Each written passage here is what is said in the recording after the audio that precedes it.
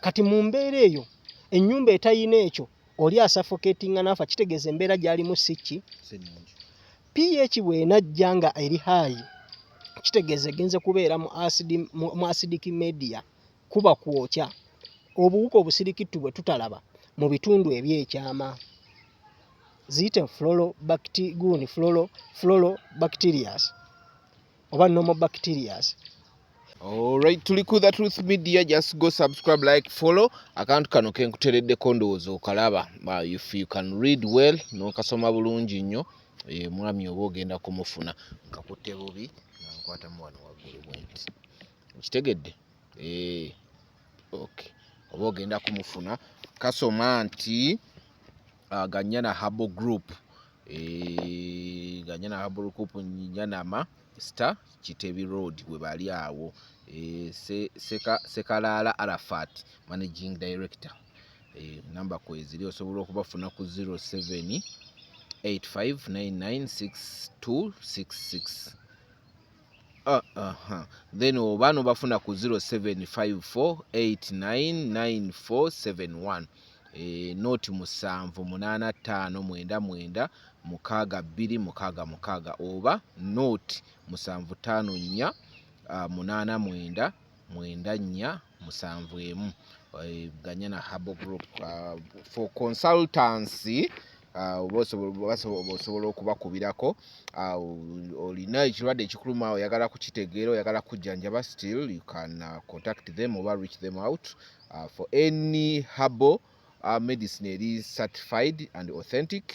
You still osobola okubakola ki okubafuna.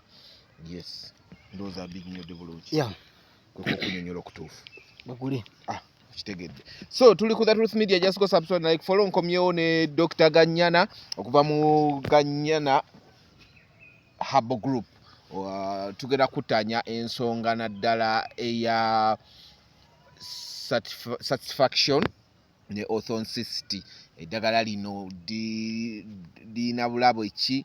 Abantu abasinga liza backfire, libeera ne side effects. Omuntu okutegeera nti omuntu ono ddala eddagala lyatunda ttuufu abakeberera ku ki mukwatagana n'abaani? Kakati soka we introducing ontwajagamba kulyaza amanya Sekalala Arafat. Yes, Managing Director. Ganyana yasoda man of people with a head of wisdom full of bulungata. Sebo nze ndi mu kugumu kujjanjabisa ddagala lya butonde. Sinakuwakanya. Bino byogere kugambye ki? Yasoda man of people with a head of wisdom full of bulungata. Ye slogan hiyo. Badona tunajingamba. Bona wangalako nawe ojja kuntegeera ddala ogambe ya with a head of wisdom. Okay. That full of bulungata. Munasonyo agomba lisigogedde kasagoge. Okay. Gatunagala ku kigambo kya pH nga we nabasuubiza luli naye nabasuubiza okomawo abantu bategeere abantu babaguza nnyo ebintu ebitali authentic. Yes. Ate nga webibakolako obulabe temuyina buddukiro. Ne banenya buli omu. Temuyina buddukiro. N'olina ngenda kushumira nagamba temuddamu kukozesa bihabo bifu nakuba buli kirindi. Namutandika okutujjonkera. Kozi bagamba omulya mamba yali omu yatukola bubi nnyo omwana oyo. Naye nga ekyamazima kiri nti nze obuvuo bwange n'obuddo ekintu bingi byensobola okukola nekyensinga okutegeera lyeddagala lya habo. Okay. Sijja kugamba nti nze asinga naye nkakasa ndi mulungi ate mulungi nnyo mu kyenkola. Okay. Kyo nkikuddiramu nyinza okuba nga sinza asinga mu herbal medicine but naye nga nte ndi mulungi nnyo oli among the best mu kyenkola kubanga kyesisobola kukola oba condition ezesobola ku affordinga kukolako era nkugamba nti ekyo kwata enamba y'essimu eno ono yajja kikkolera. Kyemagenda okubuuza kubanga olinawo otuuka n'ogamba omuntu tyawaganyegezaako waliwo amazima agaddala agali emabega w'okujjanjaba abantu ge batamanyi.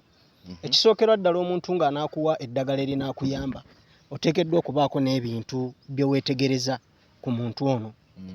Oli mupya toyina budde bugenda kumukolako investigation at least omuntu yalibaddeko n'ekibiina ekyeddagala mwagwa.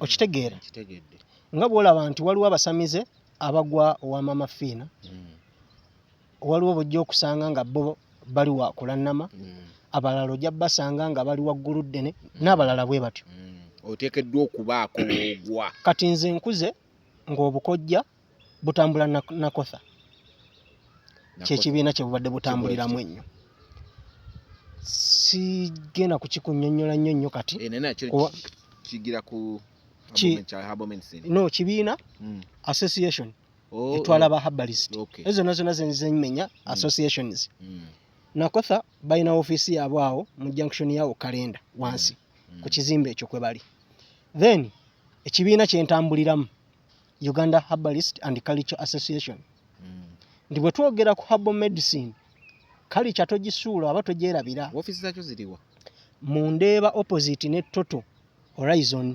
Horizon yene esembayo ng'oyingira Kibuye oba oba ova Kibuye ng'odda mu Ndeeba Total yeesooka opposite n'omulyango gufuluma mu Total ye ekibiina kyayo we kiri ng'akikulembera Dr. Jamiru Mukwaya Lutankome ye representative w'aba herbalist ku National Drug Authority musubscribinga ne DNA NDA era awo nga waliwo kiraasi esomesa herbal medicine ku awo kuwano mu Ndeeba yes kiraasi eyo ndi omu ku baagitandika ne tufuna baprofesa abatusomesa abagitambuza era buli lunaku lwakuna tusoma okuva ku ssaawa 2 mpaka ssaawa 8 ogw'emisana mu wiiki tusoma olunaku lutya mpaka okwebangula yes ate ekyenjawulo kye tulina nti tusharinga ideas ku bye tukola ku bye tukola kuba ebintu bikyuka na daily yes obulwadde bw'omuntu bujja kujjanga ddala kituufu alina ulcers zirinamu ebika ebyenjawulo zirina stages ez'enjawulo gwe eddagala ly'olina oba abantu bojjanjabyeko bonna kituufu oli agambye nti genda owagundi ajja kujjanjaba ulcers otuukeyo bigana okukolera omugambye nti wansindika ow'omuntu omufere naye nga teyakusindika wa mufere ono gwe yakusindikako bwe yali akolako history yakubuuza ziri zitya kituufu n'awulirira ddala obubonero bw'omugambye bwonna nga buli ku tertiary stage naye nga yajjanjaba primary stage n'akasente akaagala wazze mu biseera nga kabuze yambala ku ngatto ze okola otya era mujja kuwalya stage ate gye wavaamu kati awo nkugamba nti with a head of wisdom full of bulungata sikusobola nva mu maaso era ojja kujja ng'oli w'amaanyi ga kisajja gwe nkugamba ensonga zo wano teziggwa kuba ensonga nnyingi nnyo ezibuza amaanyi g'ekisajja wetuba tugenze kutunuulira tujja kitunuulirako ekyo nakyo so bwe tuba tutunudde omuntu yenna anejjanjaba n'omuntu omutuufu tugambye noonya certificate eyo oba noonya leeta eyo emulaga mu kibiina mwakola ki mwagwa kale musabe academic papers abasinga obungi bazitimbye abazirina of course teri atayagala kumanya nti ekintu kyalimu yakisoma okitegeera wali kale waba tazitimbye akulageko ku kopi okitegeera kati tuzze ne tufuna abantu ba intruder nga nina bayita ba intruder ababuukidde herbal medicine n'agamba namulaba afumba mu luluuza tomanyi saawa mmeka zaagutema tomanyi lwaki agukeera oba lwaki agunoga kawungeezi ng'ogenze mu ttuntu gwali yali alabyeyo omukadde yenna gye yakulira anoga eddagala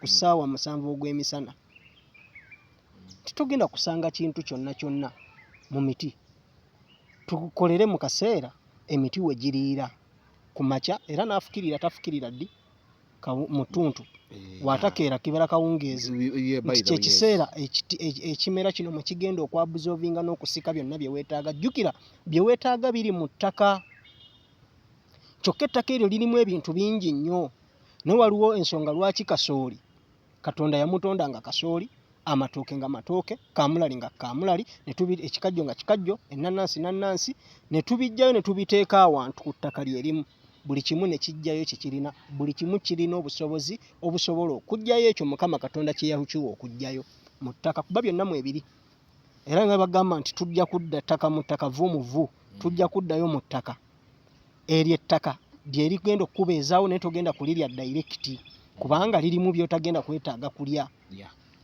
nga essaawa esubye weetaaga era ng'omutesitesi bw'eddagala bw'abeera ayina ebiti by'anaatuukako n'atuuka mu kitundu n'agamba kati for example tutunuulire Albertine Benson tutunuulira Albertine Benson tuba tutegeeza Buliisa Wanseko mpaka omwalo ogwo nga gutambula tekyali badde kirungi kujjako ddagala wadde nga tulina emiti gye tusangayo nga Kigeria africana, that is sausage tree, omuganda gwayita omusa, tugukozesa mu ddagala lya pressure, abalala bagukozesa mu ddagala ery'enjawulo, n'ab'obuwangwa ne bagukozesa mu ngeri ey'enjawulo. Neffe tetusobola kugenda ne tugujjayo bwe guba gutubuze tubireka. Omanyi lwaki? Bwe twali tutunuulira mu nteekateeka y'eddagala eddungi, tutunuulira ne twetegereza nti eddagala lino tumaze okulijjayo, tulisekudde, tulifumbye, ne tukebera, ne tukola phytochemical report, nevaayo nga ddala nnungi eddagala mweriri era lisobola okuwonya. Naye ekyo tekimala, ne tugattako kye twandiyise microbial testing or screening. Awo tubeera twekenneenya nga twetegereza obuyonjo bw'eddagala lino lye tumaze okufumba, kubanga mu kuliwoza oli bw'ataliwoza bulungi ng'alibisseeko oba ng'alitadde mu kintu ekiyonjo, kyangu nnyo okufuna contamination. Omuntu n'amujjanjaba amaanyi g'ekisajja n'amaliriza ng'afunye eddagala lyo ddungi naye contamination level yayo eri waggulu nnyo. Okay. Nja kunnyonnyola nga ggwe. Ekyo bwe kiggwa tebiba tebiwedde, ne tutunuulira heavy metal screening eri etya. Omuntu ono agenda kulinywa liyonjo, liwonya, naye mu budda olw'okuba nti mu kitundu mwe walijja mulimu meto mungi, mulimu leedi mungi, mulimu gundi tutunuulire machule mungi. Ono bw'anaamunywa leero tagenda kufuna buzibu, but with time agenda kufuna kansa naye nga yava ku ddagala lyo ate nga naye takyajjukira na long run. Kati test ezo zonna tuba tulina ozikola on each and every batch of product you're making. Kati good, ekintu kino kya mature mukyogera nnyo, so mature observingira nnyo mu bimera ajja singa osimba awantu nga mu area eyo mature mungi, automatically ekimera kijja musikayo, kimukozesa nnyo, kijja musikayo. Waliwo okubeerawo nga mungi nga tekisobola kumwewala, kijja kumujjayo yagala tokola ki. Kati gwe onaafumba omalirize ng'okoze eki, nga bwe bagamba nti meto zirabikidde nnyo oba leedi alabikidde nnyo mu mibiri gy'abantu, nga problem evudde ku steel wire, ayayoza teyakola ki, teyafaayo. Ebinyeebwa byemugula byetukuba ebyuma ebimulungukiramu byemugula olumu njagala mbuuza abantu bano nabo babeereko serious. Akuuma akakuba ebinyeebwa kaggwerera, ekikaggwereza obwo obuntu obusamukako bulagawo. Kati oyo abaakubye ekyuma ekyo biggwera muno muki mu binyeebwa, n'ekyakasooli bw'ekitebwe kikola ki, amannyo gaggwerera. Naye oyo tuba tugamba nti ye omuntu akola nga tagoberedde SOPs. Mu butagoberera SOPs yoyo otwogera ku standard operation procedures, tuba tutegeeza nti omuntu ono ddala kituufu agenda kukuba ebinyeebwa naye ateekeddwa okukozesa stainless, amannyo nga ga stainless, ekyuma nga kya stainless, afumba eddagala buli kimu nga kya stainless. Abantu bagala nnyo ebintu biri cheap bya bbeeyimu. Kati ate ne stainless ayina ennamba ekkirizibwa, si yenna nti akola. Waliwo geeji etamulunguka, etakitalaga, etakola ki, kyokka ate nga naye mu kulongoosa mwana wattu ebeera nnyangu nnyo.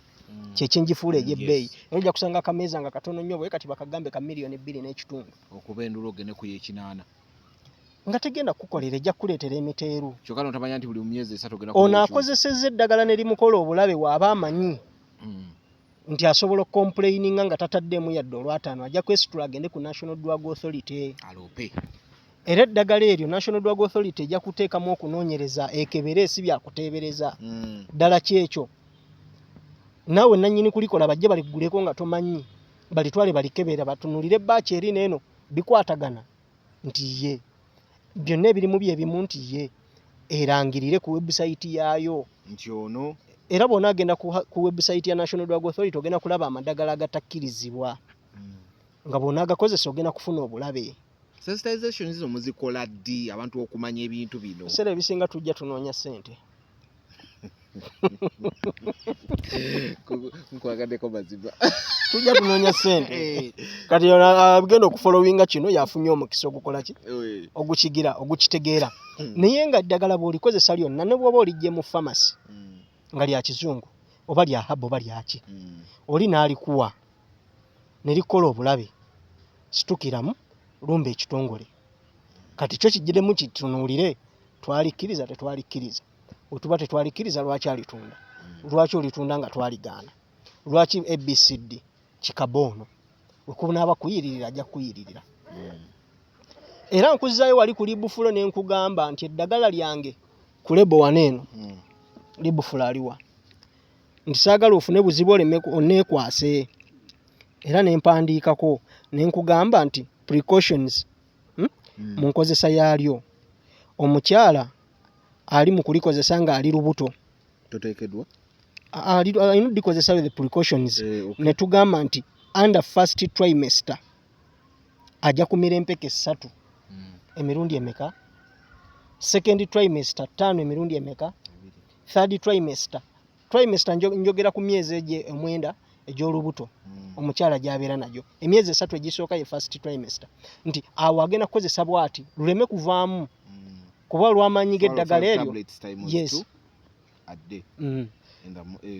Okitegeera nti oyo aba agenda kubeera mu position ey'okubeera ng'akozesa eddagala asigale ng'ali safe. Bino bye batugamba mbuno herbal medicine tekuli kigero. Alimba. Yakyogera alimba. Ate nnyo. Zino empeke oziraba? Empeke 2 ziri equivalent ku liita y'eddagala. Okay. Just 2 doublets. 2 ziri equivalent ku liita y'eddagala. Bw'ozimira zonna omukono gumu nkukakasa tosobola kuvaawo awo. Ogenda kutuuyana, ogenda kankana, ogenda kusindikira emmeme, ogenda kusesema era nkugamba nti bazimira towards meal. Ate mala kakasa nti emmere omaze okugitegeka awo. Olumala omira lya. Immediately olumala okuziteeka bwetyo papa tandikirawo okulya. Zisobole okubeera digested within food lireme kugoyagoya. Okitegeera? Mpozi ng'ekigambo side effect takirimanyi oyo kyayogerako. Kubanga side effect esobola okubeera ennungi oba embi. Kati eddagala lya habo lisobola okubeera ne side effect embi. Butereevu nnyo. Tuyina emiti gye tutunuulira nga bw'ogikonsuminga mu bungi oba okozesezza butwa. Kale twaligambye ekigambo kino kutegeera kw'abantu nja kyogerera mbamanyi. Ekyo kankireke. Kijja kusumbuwa emitwe gy'abantu okutegeera nti waliwo emiti gy'ogenda okukozesa ng'omugavu abalina kasooli gwe mulima nga alumbibwa obuwuka oba ebimuli awakawo nga birumbibwa obuwuka. Ekyokulabirako kulaga nti eddagala lisobola okukola side effect singa oba oliteeseteese bubi. Kwata omugafu gusekule, teekamu amazzi mu seffuliya, teeka ku kyoto, tokosa. Oluvannyuma nga lyakatandika okutokota bwe riti, ggyako, sengejja, teeka mu bbomba ofuuyire ebimera byo olabe. Obuwuka obuliko bwonna bujja kufa ekimera kibeere herefe. Kati ate omulimi tulina kye tuyita ekimyula. Tithonia. Tithonia oyo tukiyita ekimyula Abaganda kikulanga nga engalo. Ebikola byakyo byekulanga engalo bwe biti. Abamu bakiyita kitungotungo. Ekimuli kyakyo kya yellow. Kati ekyo ekimera kibeera nnyo awantu awagimu era omuzungu akiyita manure plant. Ekimera ekyo bw'okikwata n'okisekula era n'okiteeka mu mazzi. Bw'ofuna omusulo gw'abantu oba ogw'ente kirungi naye n'oba ofuna amazzi n'okiteeka awantu ne kimalawo ekiseera ne kiba ng'ekivunda n'ojja n'oyiira ebitooke byo ekiwuka ekirimu kifa. Okitegeera? Kyokka ate oyo omulimi akikozesezza bw'atyo tusobola okusanga omusamize ng'agenda kukinaaza omuntu nti alina byamuggyako. Kati ate nze herbalist nga practitioner kijja kunnyambako ku sukaali okumukkakkanya so okumuwonya. Aye tekiteekeddwa kikozesa bbanga ppanvu eddagala lyonna omuntu ono aliteeseteese. Kyova olaba nga tugamba nti ojja kusanga lebo ng'eriko ekigambo nti use for 7 days. For 90 days. Yes. use for this period of time nti bw'onaasukka mu bbanga eryo n'ogenda wala nnyo osobola okukosa ekibumba litandise okujjamu acids era nze ndi omu ku basawo abakkiriza nti tosobola kujja n'oŋŋamba nti eddagala eryo linnyongere era nkubuuza towonanga ndiweekatankira otyo nti kankolera kimala bw'oba towonanga mbuulira tusale pulaani B oba okitegedde so kati toweepiika bwepiisi osobola okufuna obuzibu mu kukozesa eddagala kyova olabanga naddala ku sayidi ey'abaami tusanze abantu bangi nnyo abagaba eddagala eririmu eddagala eritali ddungi ne bakwata eddagala ezzungu oli n'aliteeka mu habo ekyo mukirabyeko naye pulobulemu eyo evaawa nti ono ayagala okukakasa be bali banagala bali mu dual state of hopelessness and malaise nti ayagala okukakasa ono nti nkola bambi ekyokukola nga takikola n'akwata nali mixing n'ajjayo ezzungu kati kino kankigambe nga ggwe omuntu ebiseera ebisinga obungi nga banalongosa omuntu obeetaaga concentrator oba afudde aizulu teri musawo asala muntu nga teri asayininze ku lupapula kino gye tugenda asobola okufa totunenya kutandika kubuuza nti ani yakukkiriza okusala omuntu wange kati neeno mu ddagala omuntu mukozese concentrator bw'oba tolyesize nti singa tuna side effect nkomawo gy'oli kitegedde kati nze nkukuwanga nkugamba possible side effect ate ng'olikozesezza bubi ze zino I do era nekugamba nti jjayo tuwandiike nina mukwano gwange yajjanjabako omukungu omu okuva e Tanzania yakola consent ku video ne written ne balooya ne bamugamba nti ekyo kyogenda okukola si kituufu ono n'abagamba nti nze nkugamba kituufu olw'ensonga bwenti n'ebwenti tukole concentrator bwe wayitawo eddakiika 4 nga sukali w'oyo omukulu tasse wansi ngenda kubawa emitwalo gya $5 oba expenses zonna ezinaamugenderako kumujjanjaba am answerable nakikola mu ddakiika 4 omukulu yatuuka ng'ekiseera nga Tanzania najja wano najjanjabibwa naddayo sinza amujjanjaba oyo kugamba mukwano gwange mpaka we yamujjanjaba sukaali ne pressure gye yali amaze naye emyaka nga 43 neewona okitegeera kati kitegeeza ki nti omuntu oyo agenda akoze consent agenda kuwa eddagala nga kakasa kiki kyakola ki wano yeetadde ku mulabba yes era amanyi nti bona alikozesa obubi kubanze ku ddagala lyange lyonna bwe ndikuwa n'olimira no nga ate eddagala lyankoze bwe liti nga nkugamba kuliko obuweke obwa guliini buliko kigambo bwe kiti buyimirizeemu bwe bukuleesa embira ezo kati ogenda kumiranga kamu okitegeera nti eddagala eryo walimize tonnalya oba olwalimize n'olwawo okulya eddagala eryo walimize omaze kulya kuba byonna mbifollowinze mbikola ki mbimanyi kati nno omuntu yenna anaakuwa eddagala ateekeddwa okubaako wabeera ng'abeera satisfied at the same time omuntu oyo ateekeddwa okubeera mu position ng'asobola okunnyonnyola biki byakoze eki byakuwadde saate tuyinayo n'abatunda eddagala nga bo si bakozi naye nga balina bamanufacturer ababawa kati oyo ye alina obuvunaanyizibwa okubuuza manufacturer likola litya side effect ze zitya singa ndikozesa bwe nti kiba kitya nannyonnyola nti lefo gye tukyaliko fair notification lirondobebwayo terinabeera registered okutuuka ku registration oba mmanyiyo abantu balinga 2 abalina registration y'eddagala lya habo balinga 2 omuwala omu ali eyo ali muhoyima bemmanyi omuto gy'amanyi enkuba gyekola ki ne pombe gaadi bemmanyi nti kikutwalira $2 nga 2.5 okuregisteringa kyova olanga President Museveni tuteekerawo akakiiko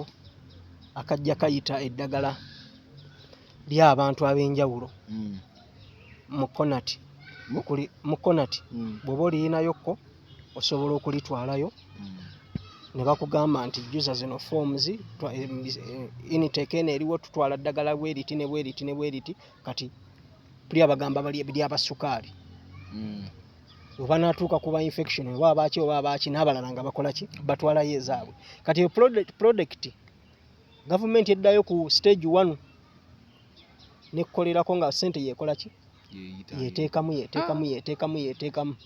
muganda wange okukola ssente n'okola biliyoni 2.5 okuziteeka mu ddagala just registration si kintu kitono kinene. Kati ffe tukyali ku level ya notification nti notification at least tulondamukko ebyamangu ebisobola okuleeta obulabe ne tubyetegereza. Kati wotuuka ku registration ke kalifuleeti oba akapapula koolaba mu kabokisi k'eddagala nga balikuwadde ery'ezzungu naffe awo tugenda kutuukawo nti leaflet baba bamaze okulyetegereza okumala emyaka nga 2-3 olabye 2.5 nga mulimu akapapula okajja mu bujja tebabusoma naye akapapula ako kakunnyonnyola nti eddagala lino ogenda ddikozesa ligenda kukola bwe riti eddagala lino ogenda ddikozesa lijja kwonoona ensigo nalongolani eddagala lino ogenda kikyamu ate bubeeramu mu nnimi ez'enjawulo bulida 2-3 tetubusoma kikyamu era nga tonnaba ddikozesa yali badde nga consent tukusuubira nti eddagala eryo ogenda kulimira ne wabisoma n'obitegeera nti wenalimirira ebbanga ensigo ejja kulwala tebakasoma olaba abalwadde nkyogere ntya bannange kino nkigaziye ntya mulimu abantu abalwala obulwadde obw'olukonvu bw'obutawona najja nga amira eddagala n'atuuka ekisanaga nti ate manye ekiriwo ekibumba kirwadde ensigo erwadde abadde amira eddagala erimubeezaawo kati agenda ku dialysis ate kati agenda ku liver transplant ate kati yeetaaga eddagala erikakkanya ku viral load oba okitegeera ekintu ekyo so kati mu mbeera eyo ebintu bino tetubitunuulira butunuulizi naye naffe abantu twalifuddeyo ne twebereramu eri obulamu bwaffe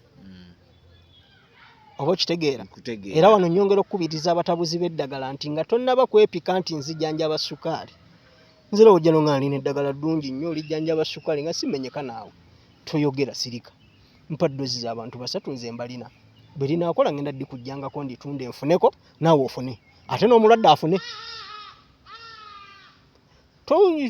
ngera kubuuza ojjanjaba omanejinga oba okkakkanyaamu akatono byanjawulo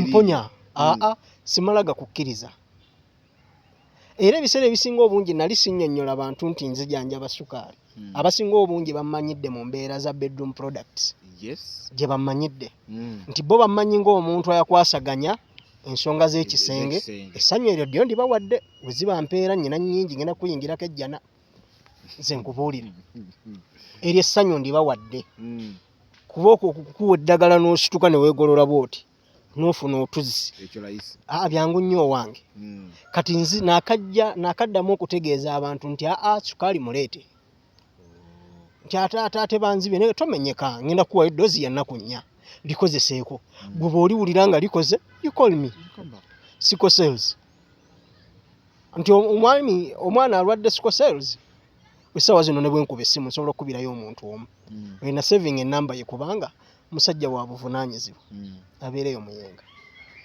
alina amanyikiddwa naye omwana we buli luvannyuma lwa nnaku 3 wiiki yakubwanga olumbe gundi sickle cells zaalinya ate akayamukubanga ne mufunira eddagala sinza alikola mmanyi alikola nendimuggyako nemugaawo ndya ssente bwe ziti bwe nnyongeramu 5 mba nkoze bubi okusakira 7 kati era ne mugaa nti ajja kujjanjabwa asome ettaamu yazzemu nankubira nga omwana tali mu mbeera mbi naye ntidde okugenda ku ssomero nga talina backup ne mugaa kati nange mpa assurance nti bw'anaalitwala agenda dditereka mpaka ng'akoze eki naganya eddimo kati muwali akinga yatereera taamu eri agimazeeko holidde agimazeeko ebadde mpanvu mbwaddayo ate amuterekera eddagala libeere ku akiba kati ate n'omwana yategeera nnyo eddagala omugaso gwalyo mwanze nkakasa sikosero zeyo nazita mutwalo omukebere ekyo takikkiriza eba sukaali kansa pressure bizimba ku nabaana bw'oba toyina ssente zeekebera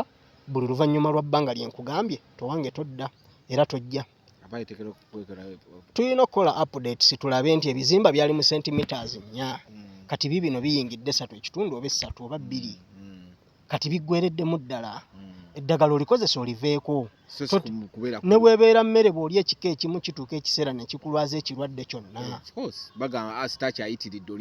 gwomanyi lwaki katonda yatonda emiyembe nga girina sizoni mwe tugifunira kuba bw'ojja n'otunuulira emiyembe egyo nga tugirya naddala mu byalo girina akaseera ke twagifuniranga era nga wogira emingi gikulwaza omusujja okitegeera kati emiyembe egyo nga Katonda amanyi nti mu mwaka omulamba omuntu ono omubiri gukakaaluka nagukola nja kumuwangayo ku kintu ekirimu sukaali ali nakyo kyokka bw'onaakiyitiriza n'okirya on a daily basis fruits ezo toziraba nti nnungi naye fruits tezireese masavu ku bibumba by'abantu e Kampala awo abasawo batugamba tulye fruits zirye nze nagenda ndi pulakitiko siri wa fiyole omusawo yaŋŋamye ndye greens muganda wange ogenda kuwaluka n'ekyendo gya kifuluma nga zolya zokka on a daily basis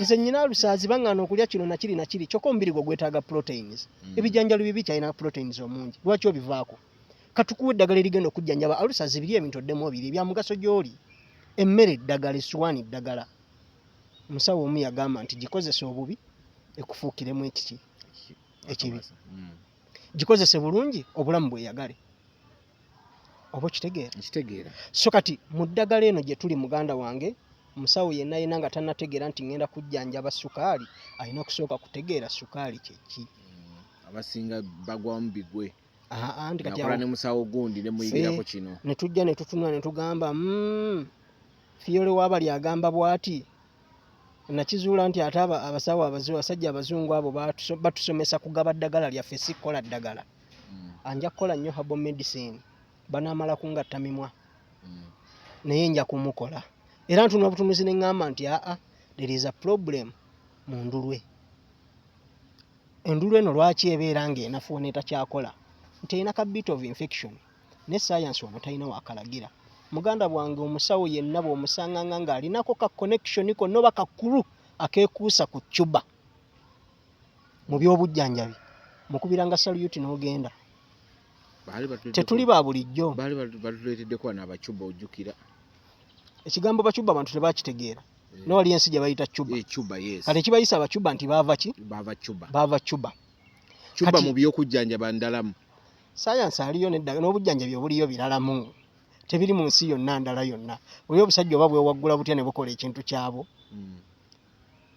balina ekintu oli kyajja n'akuzibula amaaso n'okiraba nti ddala gazibukuse balalamu kati bw'ojjanga weetegereza ebintu ebyo nti endulu eyo efunyemu ka bit infection ngenda kakuba nti okkajjamu eddagala lyennyina likakuba kati okutuukawo lituukayo mu budde ki nja kujjanjaba omuntu ono awone wadde okimanyi nti waliwo abantu abagamba nti autistic abaana abali autistic tebawona era mu bazungu babakuba bukubi empiso ne babatta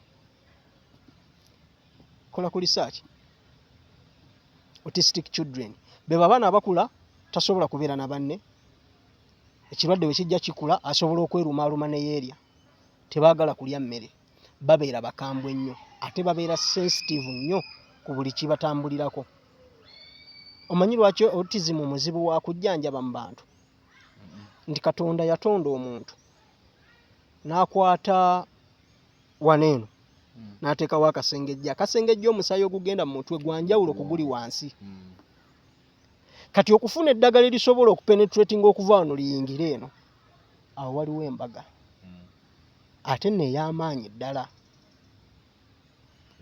embaga etagambika nti oteekeddwa okuba nga oliyisiza mu process ez'enjawulo okusobola okuliwa omuntu alinywe lituukeyo osobole okujjanjaba obwongo obwo nti waliwo akawuka akabulya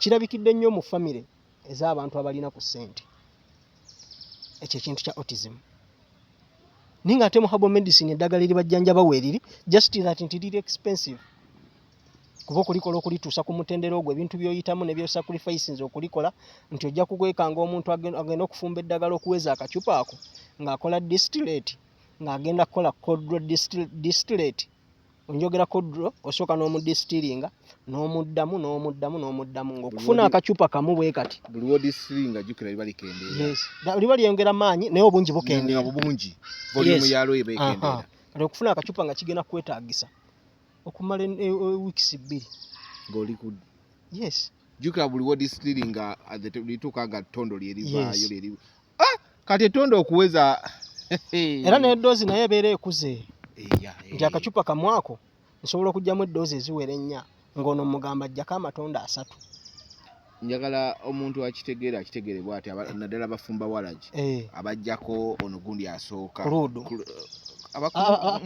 emandule esooka jjukire eba y'amatondo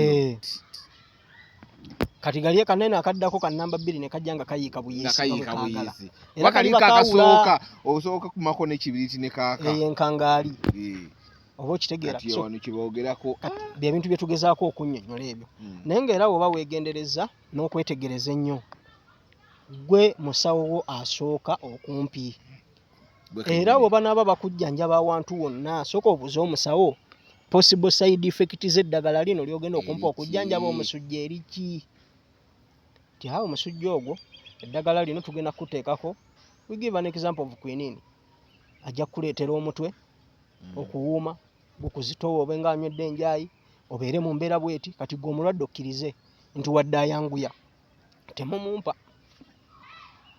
kubanga tegenda funa ebiddako ebirala nga okitegeera ebirala nga biwerako wadde akola ku sipiidi mumpe ekirala ekinaalwawo nga sigenda kufuna buzibu buno era naye bw'ogenda okumusoma okumuwetegereza obulungi babikulaga ebyo tetubusoma obupapula obwo bukulu ekyo tukyeyigirize bannange bw'otagenda kufubutuka eri ogambe nti njagala kuwoomesa na bunnya yange munnange mpa akadagala nteekeyo nga naye akakola teyapima pH yaako bakakuwe nga kali mu acidic media oyingidde mu kigambo pH njagala tunyonyola abantu pH mu butonde bw'omukazi pH yeki potassium hydrogen bw'obeera ogyetegereza bulungi nnyo yembeera nina kugiyita media yembeera omuntu omubiri gwe mwe gusobola okubeera nga ebigukola oba ebiguyimirizaawo nga mulamu bisobola okukola obulungi oba okweyagala ekyokulabirako nti omuntu yenna ng'omuntu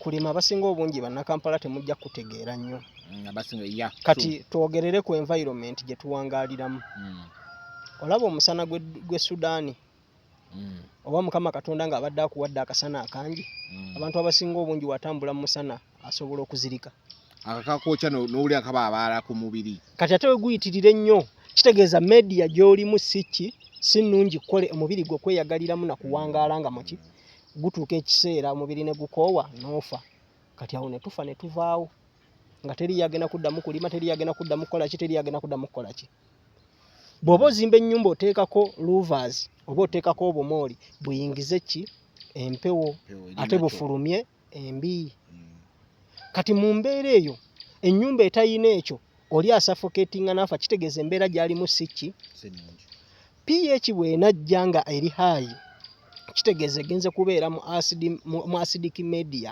kuba kwokya obuwuka obusirikittu bwe tutalaba mu bitundu ebyekyama ziyite florobacterias oba nomobacterias floro bwe zinaayokyebwa ne zivaayo ki ekigenda okuddirira nga ggwe omwami florobacterias ziyamba ki mu bitundu okulwanisa bacterias embi nga trichomonas vaginalis bacteria ne bazikuba ne zifuluma nga whereby nti n'oba ositamye awantu omuntu abadde alina infection wasitamye n'afuyisawo gwe n'omusulo ne gusamuka ne gukuddamu togenda kukifuna ekizibu ekyo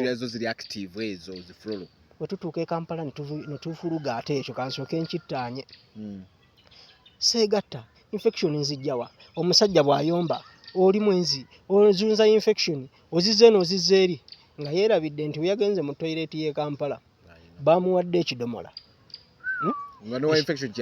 kale ekidomola ekyo najja n'akiteeka wali bw'akitadde bw'afuuyisa ne kisammukako omusulo agenda kudda ataddemu akisene mu mazzi gano eno abamu bagakozesa n'ogatawaaza ago gennyini nnyini kati ye amanyi mayonjo naye ng'olwedde gali contaminated ekidomola kino oli waamala okikozesa eri gy'abadde akitadde bakikomyawo bakibika bubbisi mu gundi ate ng'omulala n'akizzaayo ekyalibadde ekituufu ndigenda mu toilet ng'erina ka taapu abaana bazisaasaanya awo bati bazizze no bazizze eri kyobulaba nga rough strain oba infection pills zikoze nnyo kubanga rough strain ye aleka balance nze body pH n'akuwa obusobozi omubiri ogusobola okwerwanisaako buli obugundi bu florobacteria nga ne bubeera active sigenda kugamba nti ekyo kigenda kubeera permanent tojja kuddamu kufuna infection nja kuba nkufeze ekituufu kiri nti osobola okutambulawo emyaka 2 oba 3 nga tozzeemu kufuna infection naye ate bw'otegeera butya bw'olina okutambuza obulamu bw'okkuuma pH yo ng'eri stable tosobola kuddamu kuzifuna mpaka lubeerera nga bwe tunaggamba nti bw'onaalumwa ensiri manyi sikkirizamu abo bagamba nti sula mu katimba k'ensiri tojja kulwala musujja. Ensiri ezirwaza abantu zibaluma bakyatudde mu ddiiro ku TV. Ndi practical. Kituufu. Osula mu katimba ate olwadde. Okitegedde. Owere oli mu ddiiro weekuba empi. Kati wookolawo otya? Ate nga naye akira weda mu ddiiro yeekuba empi. Okitegeera. Ano ga nsula mu katimba. Nsula mu katimba. Kati wano bw'onaaba oterezezza ebyo togenda kuddamu kuzikola ki? Kuzifuna. Kati kitegeeza ki? Nti wetugambye nti yembeera obuwuka buli Katonda bwe yakuteekamu obulina okulwanisa obubi muggwe bw'oteereteerewo embeera ebuyamba ddi lw'osobola okwonoona pH y'omubiri gwo. Yes, ddi lw'osobola okugyonoona. Bw'onaayitiriza okunywa sukaali omungi toli munywa amazzi kujungulula. Ebiwoomerera nga by'okozesa essaawa 24. Sukaali omungi ata pH y'omukyala wansi. Anti kati full body pH efudde. Ego omwami n'omusajja efudde n'omukyala efudde. Kati bw'emala okufa gwagenda okutandika okubeera ng'okozesa eddagala lya infection esenjawulo nga terikuyamba. Ogenze kuwulira eriwo. Gw'otandika okugamba nti awo mwana wange mujjanjabye infection buluddeyo infection n'otandika n'okuwaayiriza abasawo nti abasawo baazuula ekirwadde bibabula nga bawaayiriza. Golowooza biba bibalumye biba bibabuze bo tebaba tebabirabye nti infection ze zisumbuwa. Kati gw'oli mu kujjanjaba infection naye ekigireetera ono okubeera nga temutta tokifuddeeko. Twagambyeko wali eri mu kitundu ekyasuuse nti omwana ono mwetegereze ku ssomero gy'agenze naddala abaana ab'obuwala obulwadde babujjayo n'akula nabwo. Oyo gwe tuli mu kusaba omwana nzaalira. Oyo omwana gwe tuli mu kugamba nti lwaki osiiriza entamu lwaki ennyonyoogeze tozirina. pH yafa. Kuva eno wansi. pH nfu butafaali bwafa. Okitegeera. Obulwanyisa. Kati awo wetugambira nti kyalibadde kya buvunaanyizibwa okuweza liita z'amazzi 3 z'okozesa olunaku. At least. Ne mu kubala amazzi ago tetugamba nti liita 3 namba zonna ozinywe. Yalibadde liita ng'emu n'ekitundu kubanga amazzi amalala tugabalira mu mmere gy'olidde ne tugabalira mu nva oba oliddeyo ka fruits ku olwo olunaku ne tugabalira mu bintu ebyenjawulo ebirala by'oyingiza kuba n'ettooke ly'ogaaya lirimu amazzi n'akawunga n'obuugi bwe wanywedde. Yes. Kati ebintu ntubwe bityo bibeeramu ki amazzi ne tugabala bwe tutyo nti wano olunaku walinnyedde ekicupa kirimu n'ekiki n'ekitundu bye bikopo 3 ebya tampeko. Ebisigadde n'obifugatirako wali eri mu nva ze walidde mu kibye walidde. Kati ate era ne tugamba nti n'ebyo by'olya era byetegereze okusobola okuyambako omubiri gwo. Nti omuntu abeera nga nnyina mukwano gwange yafumbirwa omusajja amukolera kajwisi leero n'ateekamu ku mulondo luli n'ateekamu akagagi katono luli n'ateekamu kakajjo n'ateekamu akagagi kateekamu kageero kali ak'omunda ka ina paati akeeru. Bwe kwata ekigagi kisale bw'oti bw'omala okisala bw'oti okiddemu okibajjulemu wakati geera yoyo nananuuka. Funa scoop oba ekijiiko okolokotemu kiri ekyeru kyoze wokyoze emirundi 3 ogwokuna kuba tekikaawa. Ekigagi kikaawako kana akakiragala kiri eky'omunda tekikaawa. Yes. Okategedde ako nga tukyali bato nga mu fridge nga tuteekamu obutunda ne bukwata ice. Kati ffe waka tuwakulanga mateeka tunywa juice waka naye nga tutereka mu freezer n'akwata ku makya n'osaliza n'ongonuuna. Omanyi omuyayi kye yatukola yewe yalabanga yeetagize ng'akwata teyataddeyo kigagi ng'atonyeza buli kaveera muli mugundi kagirasi ka muntu. Allah ani nga mugenda faanana temujja mbunyo. Ekyo nalabako omwana yakikola Ampudu Rashid omwana wako jja wange ali ku ssomero ne bamukuba emigo gya leeti enkeera nadda yadda n'ekigagi n'ayita bafumbidde obuugi n'asuulayo twabunywa. Awo Rashid atakutya gwete baana gwe n'abantu bakyuka yakikola n'atereera naye nga yakikola. So n'amukolera ebintu ebyo weebiti ebyenjawulo bw'ajja ng'abimukolera sajja yalina pressure n'esala singa kyagenda kinafuwamukko ne kipiikinga kipiikinga kati omusajja n'agawona omukyala yampadde eddembe gwe mpuliramu emirembe kumbe omukyala yategeera obuzibu bwe buli vakolye yaliko vakolye lyeryo mpola mpola jja kati kyateeka ku mmeeza gwe kukuuma obulamu bw'omuloodi kyekyateeka ku mmeeza n'alaba takyalina kyabaagaza okitegedde emirembe agifuna wano kati omuloodi namugamba nti togenda kukola oyagala mmeka zosuubira okukola omwezi abagali badde ng'amagoba zo nzikuwadde solooza ennyumba ziri kati kiki weetaaga okukola mu nsi ekikunoonyeza ssente ti njagala mbeero neeka apaatimenti reddedde kaako labirira obulambo wange tuli ku sowaani bw'ogikozesa obulungi tojja kujja eno oba ne bw'onajja tujja kunazaako katono nnyo ne mulimu abantu abatuuka gye tuli nga mu butuufu nga tonnamujjanjaba olina kusooka kukola colony cleansing kusooka kuonaaza kyenda nga yayonooneka buli otwogera ku kunaaza ekyenda abantu balowooza ku kuwaluka kufuna mbiro mpitirivu si kituufu sigikiririzaamu mpaka naaligambye nti omuntu gwe naaligagiwadde mu kutegeera kwange nnyina ensonga zange zosobola okumbuuza naye nkuwa enema naaligiwadde omuntu alina obulwadde bw'ekibumba nti bo bafuna constipation y'ekika ekyawaggulu ennyo era waliwo n'akaweekeke mutera okumiramira ennyo bakatambuza awo e Kampala akawalusa omuntu ng'olubuto lwo toli mulwadde wa kibumba toli ki kaleke kubanga omulwadde w'ekibumba wakamira olubuto lugonda bugonzi n'afuluma bulungi kati Mungu yakatonda nga nagwo kahabo yakatonda nga akatondedde abo kati gwe toli mweyo embeera okamira okagaza ati era nkwadvisinga neganze wemba naakuwa colony cleanse owange lugenda kugonda naye lukokoole ebyo ebigeggedde mukyenda teriyo makanika asobola kusumulula natti eriko obutalavu asooka nakubako sipule negonza obutalavu buno ba ne buvaawo egonda nekola ki kati eddagala lino eno bw'obeera olikozesezza lye tukuwadde bangi lwaki bangi bagamba nti nno eddagala lyetugaba terikola abahabo nti yagenda ku muntu oli gwe naggambye ali mu dual state of hopelessness and malaise n'amuwa eddagala n'atandika kukozesa ne mu kutandika okukozesa eddagala ekigenda okuvaamu kiriki ogenda kulaba bambi omuntu ono nga tafunamu naye ng'ekyenda ky'ono gwajjanjaba kyakwata ne kigegera kungulu ne lisererako buserezi ne ligenda omanyi lwaki embizzi tefa musota nga gugirumye oba wadde tokimanyi tefa musota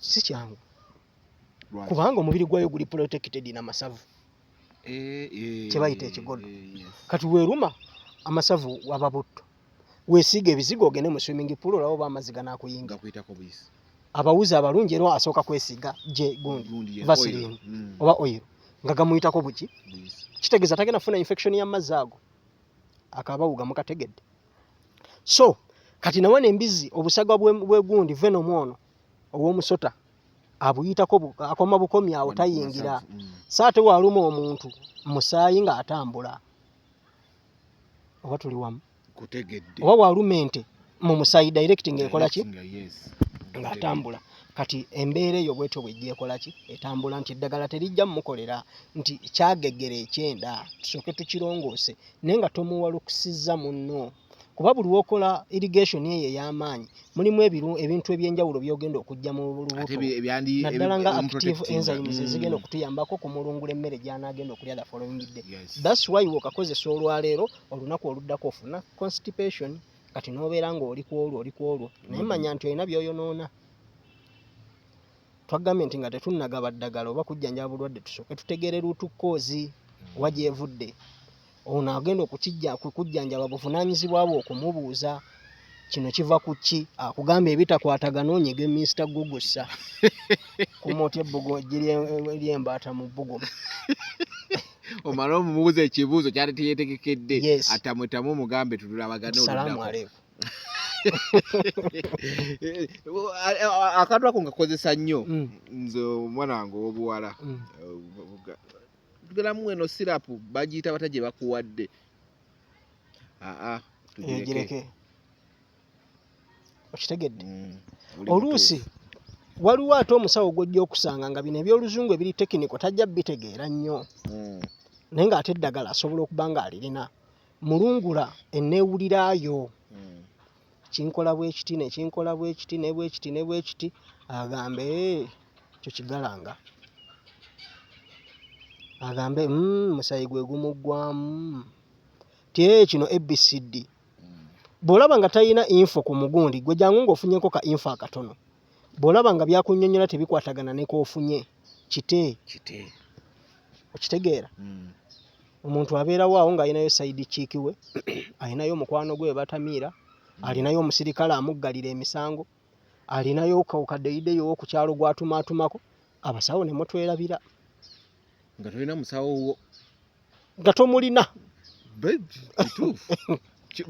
nnyo kuba kati ffe tulina abantu abatukwera agamba ngenzeeko wano bagenda kukola procedure bweti ne bweti gamba elindako gikola sokoddemu okola esikaani buto nti yes njikoze nti ate kimala gendako mu ddwaliro eddala tekimala gendako mu ddala waliwo bali bagenda okulongoosa ensigo naye nga yeesigamidde ku muntu omu nga bwe tugamba nti eno muhabbo tulinayo ab'ekibugwe bangi ne mu kizungu gye bali scan interpretation ekintu kinene nnyo nti omuntu asobola okukebera naye okuinterpretinga ekyo kyakebedde be babale kati abantu abategeera ekifaananyi bagamba nti oyo w'ekifaananyi emulago ajja lunaku bwe ruti nga mu butuufu kyaggambye kyekyo kati keberako wano kebereko wali nawali okebere alisi abaana bakuwe nga kifaanagana omwayawukane ogende bakubaage nga kyekyo okkiriza nti kyekyo kati ate era mu bujjanjabi ne tufunayo amazima ageekwese ge batoogera abamu ge bataagala kuwulira olw'enzikiriza ez'enjawulo oli ayina imaani nnene naye nga yirimu ayina ntono mu ddiini mwali tubadde tukyali ku ph nga ph eyo ogamba okugibalansinga abakazi abasinga they fail to balance their ph naddala wansi so ne batuuka ekiseera nga ph bo balowooza ebirwadde biri far from we bali nga n'ekigambo ph tebakiwulirangako nti omuntu yenna omulamu ph yo erina okubanga eri balanced so kino kyenyinza okuwunzika nakyo nga nkigamba nti ph yo okugikuuma nga eri stable kendeeza ku bintu tetugende nti biveeko wabula kendeeza kubiwoomerera kubanga okisobola kozesa nnyo bw'oba ofunye akadde ku bintu ebirimu olukaayirira kale ofuneyo baagala bintu bikaawa ate ffe tugenda kumenyeka nabo bajja gaggawaza abaana baffe batambulire mu bulamu obulungi kuba tugenda kusigala tubajjanjaba tubawe eno shortcut gwe kwebereramu nakwetegeerera kati oli waddemba okusalawo oli yagamba munne nti nfa kiggasa ky'okufa n'amawuggwa amalamu oba omusaayi omulamu mugale tukulinaako obuzibu naye tetumanyi buli ogenda kuwangala n'obulwadde okumala emyaka 8 kintu kiralamu nnyo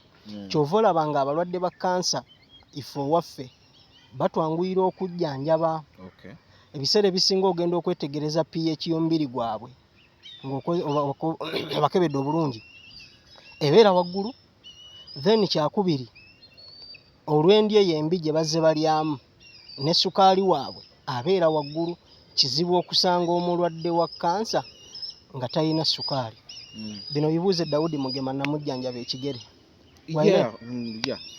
bwebuuze Dawudi Mugema namujjanjaba ekigere ne bwe yatuuka ettake lipooti ze baamuwa akyazirina baatuuka tebakyalaba kansa nga balaba infection era twamugamba nti tukakasa ebbanga ly'olinyweredde n'okugulu kwe kutandisa okugonda teri agenda kulaba ku kansa naye tekitegeeza nti owonedde eddala era olwadda n'asigala ng'akozesa ki eddagala gwakiwakana ng'olina enamba ya Dawudi Mugema bwe njogerako mumanyi kubanga twamugamba nti omuyimbi abaana baasibanga eggulu twamugamba nti keberako ku sukaali w'otubuulire bwali tusooke tutambuze obujjanjabi buno nga tutegedde kizibu si kyangu okusanga omulwadde wa sukaali nga ph eri stable nga ne wanga wa kansa nga sukaali wa ali stable ne ph ngeri stable si kyangu kati kiki kyenagaye nti nze wemba nzijanjaba waffe nga tujjanjaba wowuliraganya na habo group emabega waliyo abantu betugatta nabo obwongo ab'enjawulo.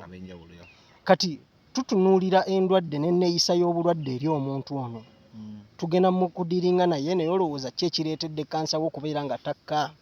Oli ne bamuteeka ku kkemo okumala emyaka 2 ate bw'asituka muganda wange asituka ali bulala.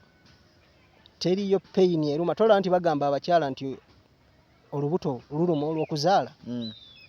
Kabulaaza peyini ya kansa toyina kyoyinza girireetingako. Bw'ovanga ku peyini gy'otagenda kuwa peyini kira egifiiringe nga balina kuteeka ku kkemo.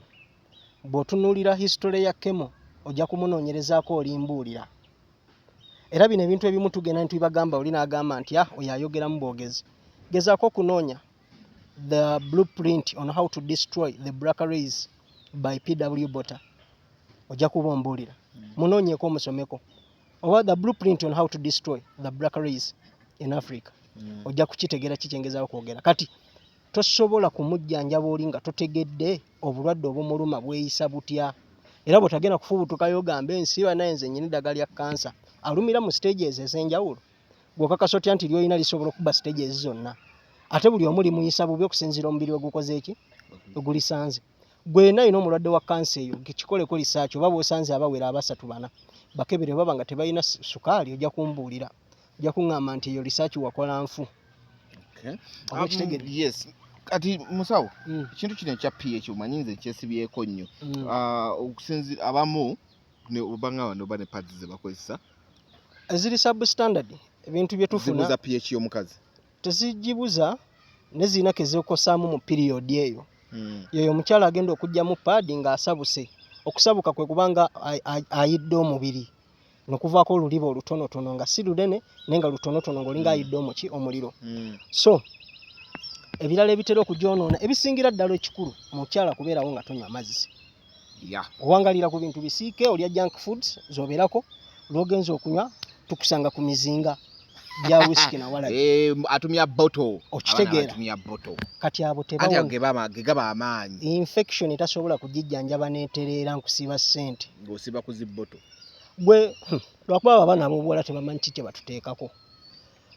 Omanyi okuva ku muntu. Kiki ennyinza okugeraageranyako ekiwunya. Infection eyo nga yawunyisizza omwana ow'obuwala. Kuli tekuba na kuwunya kuba kutuumuuka. Kyennyinza okugamba. Gw'ovanga ku muntu gw'ovaako olumu gye mulimu neebuna n'oggula amadirisa ne bigaana faani n'ogiteekako ne bigaana. Bw'oba tokifunangako tonnaba kwegatta. Era ndabika sinaba kwegatta. Werungi yennyo. Buli kimu n'okiggula. Kaakati era awo pyonko kyali wange nnyo. Tambula nnyo naye. Ye pyonko ye kyakola. Kyatamenyeka naawe. Ajjira mu romansi. N'asooka n'akuyisaako omukono. Kati oba akuyisaako omukono luno olugalo ne lulobayo katono munda. Olulobayo akatono munda. Nadda ku nnyindo yo n'atakula. Yataddeyo luno. Kati wano atakula ku ki? Ku nnyindo. Mulaba nga atakula ennyindo. Naye ng'ali mu kuwunya. Anti kati tebyagala nayo ne kya. Baabuuza ki ekibateesaayo olugalo n'omala n'oluwunyako kikyoba obufaaki. Kukola pulaani ansa yeeyo. Kati pulaani omanya nti kati kuno kumala ngende. Wano nyina okola apiiru. Second round nyina gisamba. Ate n'anaakola pulaani era naye amanya nti akasooka 35-2.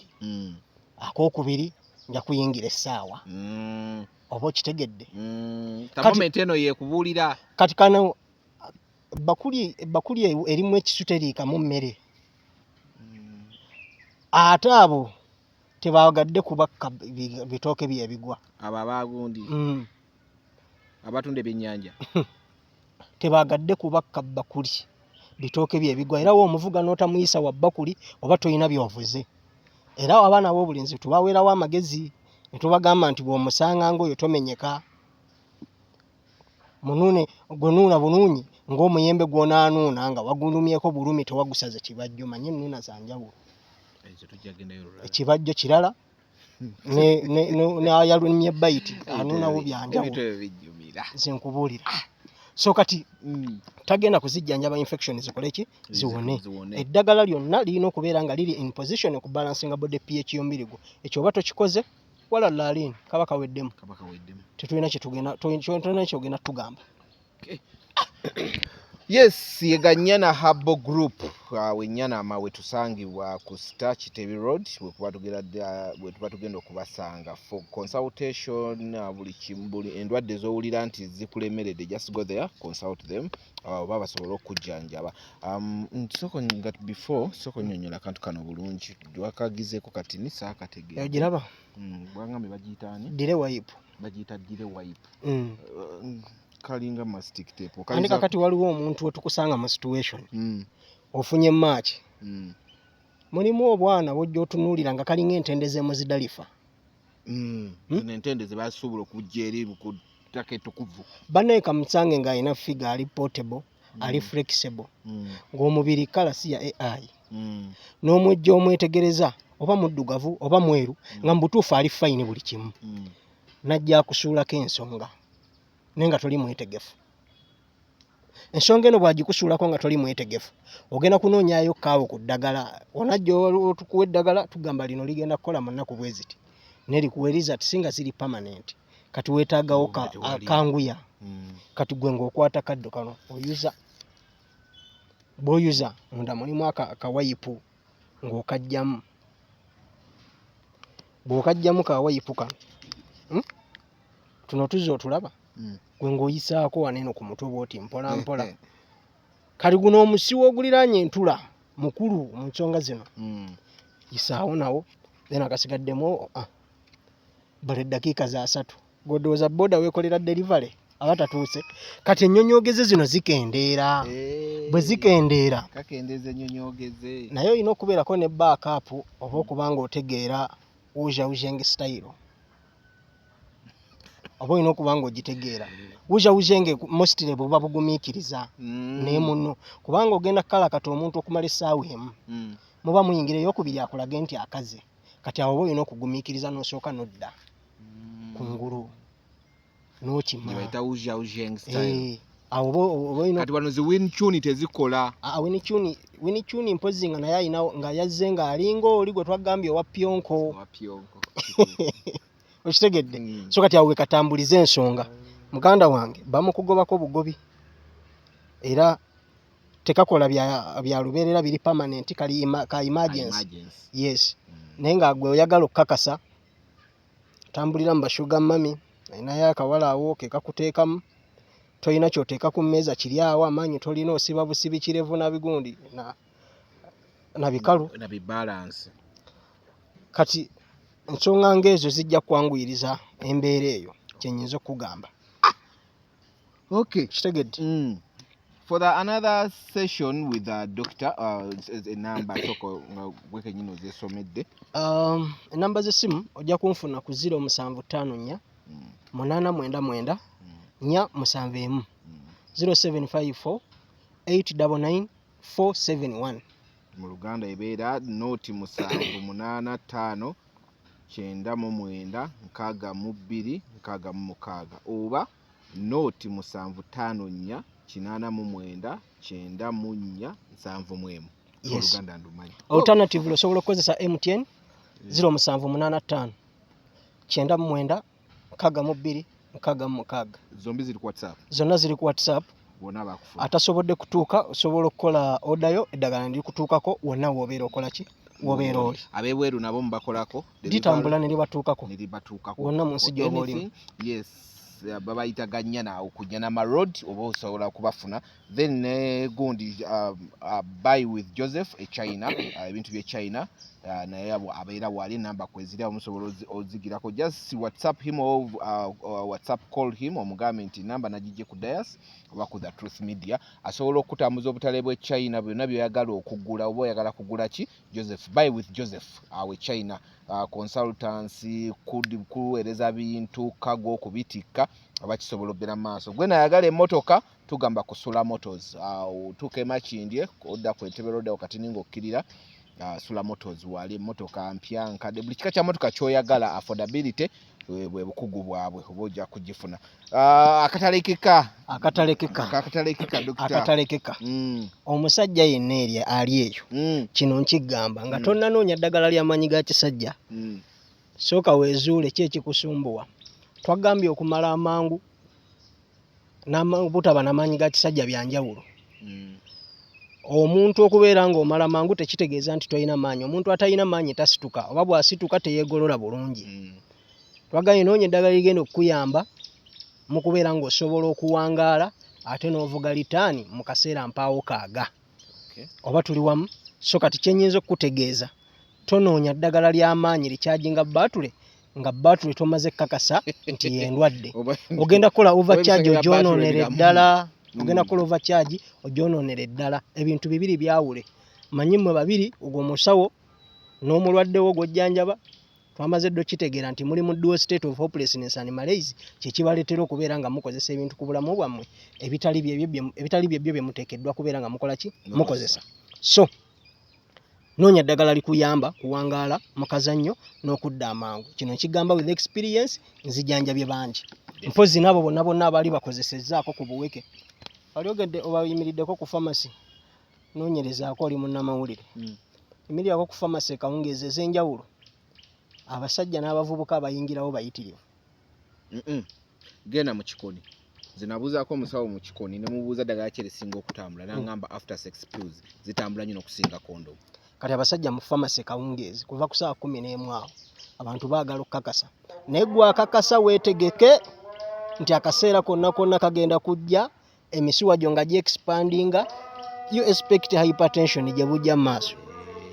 Tujja kinyonyola mu episode eddako byenyinza okugamba. Yes, akutuka balekedde mu episode eddako ogenda kuba okinyonyola bulungi nnyo. Kozi njala kimu tukikwateko nga tukinyonyola mu butuufu bwakyo. Mulina effects ze mufuna naye ng'oluusi muzireetedde okusinziira ku bintu bye mukozesa ebyenjawulo bye mutateekeddwa olwawo okukozesa, oba nga mugenda ku bantu abakyamu abatali certified okuva mu NDA. Definitely. Okay, tunaonane next time.